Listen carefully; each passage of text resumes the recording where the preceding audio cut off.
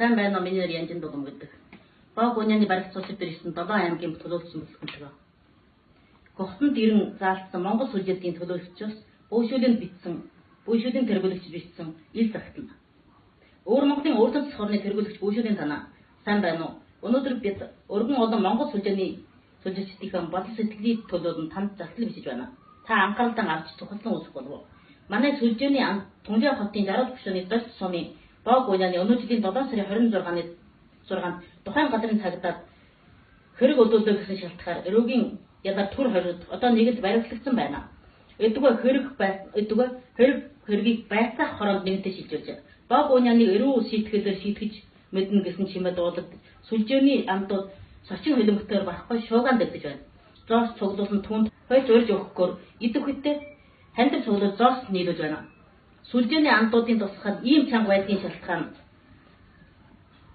Бог Уняа үнэн үхгийг нуулгүй хэлдэг мөрдөн Монгол WeChat толгойд нэр алдартай.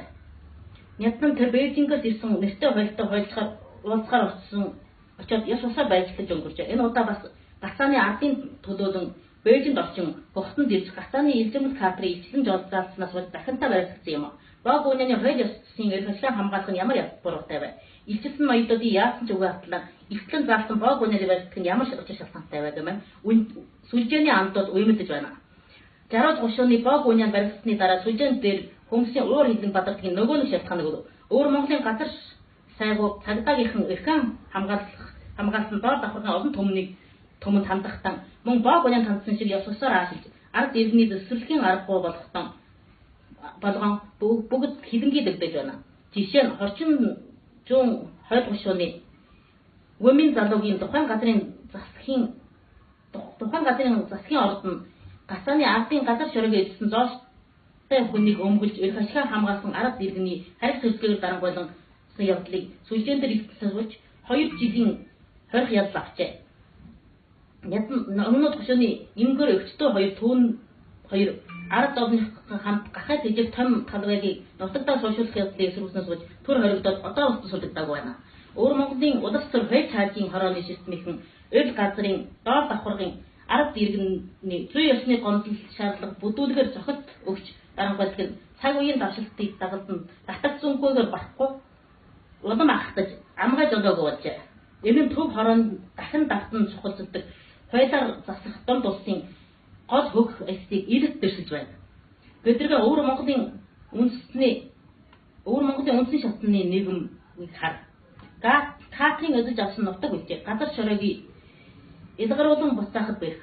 Нутаг бэлчээр бохирдсон ам ахагийн орчин хүнд ностой мууцсан. Өндөр хүнтэй зээдэг самурж доор давхаргын машин төмөн өр ширэнд баригдсан. Үндэсний шатны элзэмрэл хүнд ностой болж нарийндаг оновчтойгоор ядуугийн төтгөх нь хий хоосон яраа болсон. Олон ард олонний зүй ёсны хүсэл шаардлагыг дарангуйлж зохилт өгөн айлхан сурдвал дохтууны хамгаалах нь хөв явдал болсон байна. Бидний хүсэл шаардлага гэвэл нэг тухайн газрын цагдаагийнхны сануулах нь 60 гушууны эрхэн хамгаалан баригдсан Бог Уняаны жиж түүн шиг эрх ашиг хамгаалсан доор давхаргын ард иргэний нөхцөл үгээр сулахыг тань шаардаж байна. 2.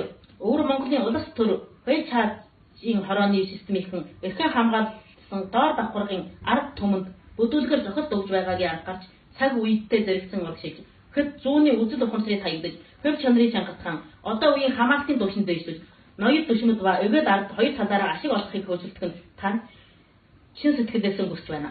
3. Бас ард сум төмнөр үндэс болох хэрэгтэй. Ард олонтой эсэргүүцэж болохгүй. Бүтэж бүрлэх нь олон түмний сэтгэл мэдмээ. Амар тайван аж төрүүлсэй үн удаан оршин тогтно гэдгийг үндэсний шатны хууль зориулж сануулж байна.